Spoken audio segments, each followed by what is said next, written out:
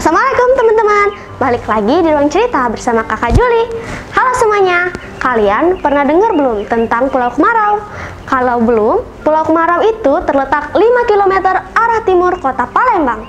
Sekarang sahabat kita Fae akan menceritakan tentang legenda asal mula Pulau Kemarau. Penasaran gimana ceritanya? Yuk langsung saja kita saksikan.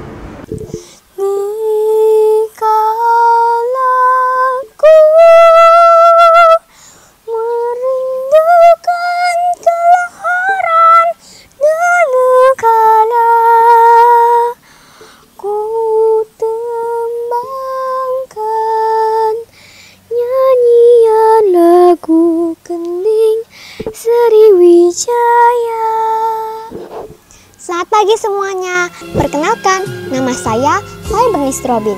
Saya adalah siswa kelas 5 SD dari My School.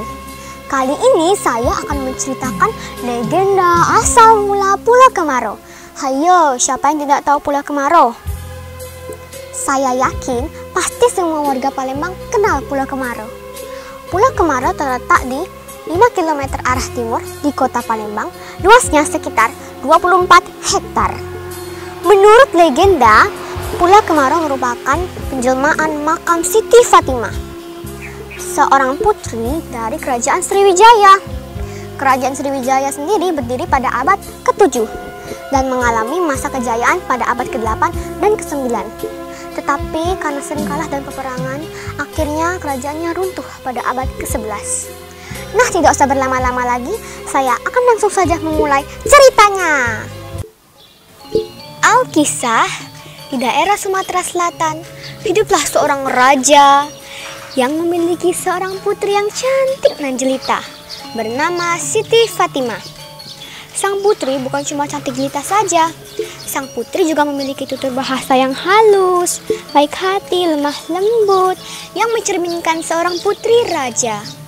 Sayangnya, pemuda-pemuda di negeri itu tidak berani meminangnya, karena sang raja ingin sang putri menikah dengan pangeran yang kaya raya.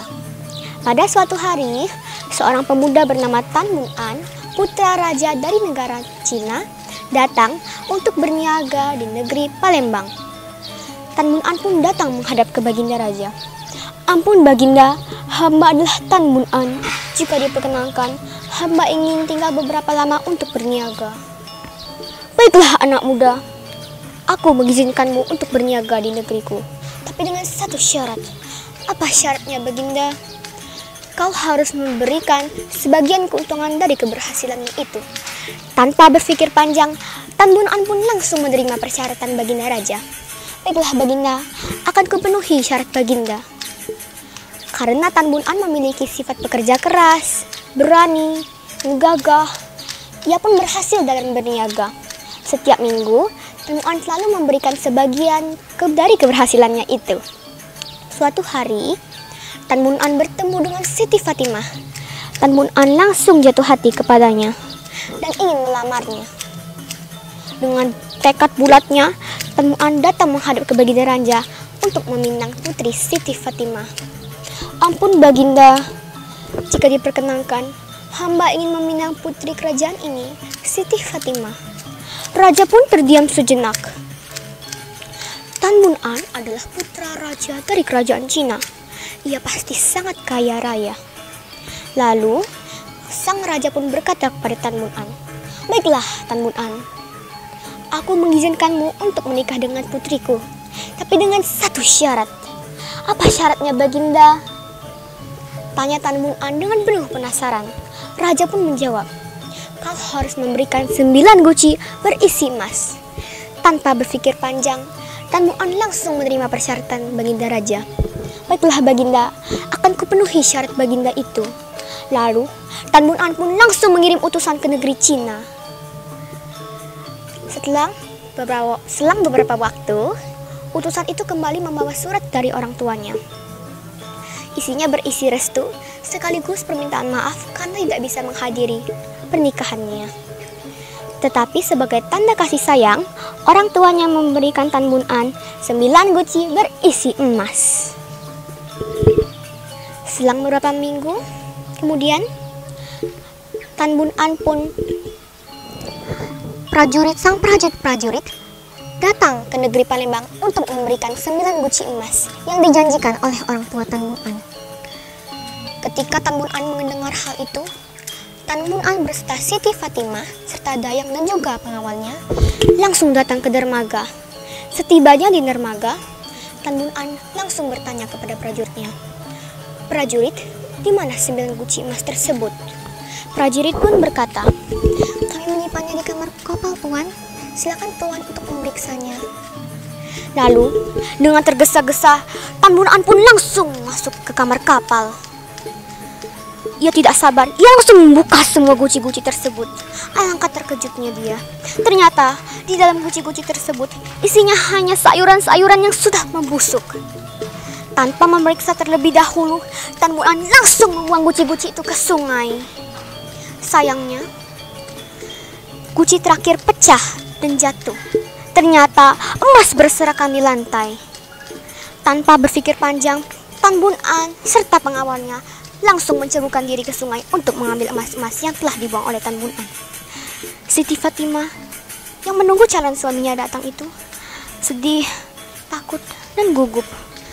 Yang mengkhawatirkan suaminya. Akhirnya, Siti Fatimah memutuskan untuk mengajak dayangnya menyelamkan diri ke sungai. Tapi sebelum itu, Siti Fatimah memberi pesan kepada pengawalnya, "Pengawal, jika ada tumpukan tanah keluar dari sungai, itu berarti penjelmaan makamku." Lalu, beberapa minggu kemudian, ada tumpukan tanah keluar dari sungai. Dan diyakini oleh masyarakat, tumpukan tanah itu berasal dari makam Siti Fatimah. Pulau itu diyakini dengan nama Pulau Kemarau. Karena Pulau Kemarau tidak pernah tergenangi air walaupun volume air sedang meningkat. Demikianlah cerita legenda asal mula Pulau Kemarau. Pesan yang bisa kita petik di cerita ini adalah sifat tergesa-gesa, emosi, dan ceroboh mampu mendatangkan malapetaka. Bukan hanya kita bisa kehilangan materi, bahkan nyawa pun bisa ikut terancam. Oleh karena itu, kita harus senantiasa mengembangkan sifat sabar, teliti, dan mampu mengontrol emosi dengan baik. Teman-teman sekalian, Pulau Kemarau sendiri merupakan salah satu bentuk keragaman budaya yang ada di Indonesia. Sebagai warga Palembang, kita sepatutnya merasa bangga. Wah teman-teman, jadi itulah tadi cerita dari sahabat kita Fae. Sekarang Kakak Juli akan memberikan pertanyaan untuk kalian semua. Simak dengan seksama ya teman-teman. Di manakah letak Pulau Kemarau? Yang tahu bisa tulis di kolom komentar. Ini dia kiriman video dari sahabat kita. Selamat menyaksikan. Bismillahirrahmanirrahim.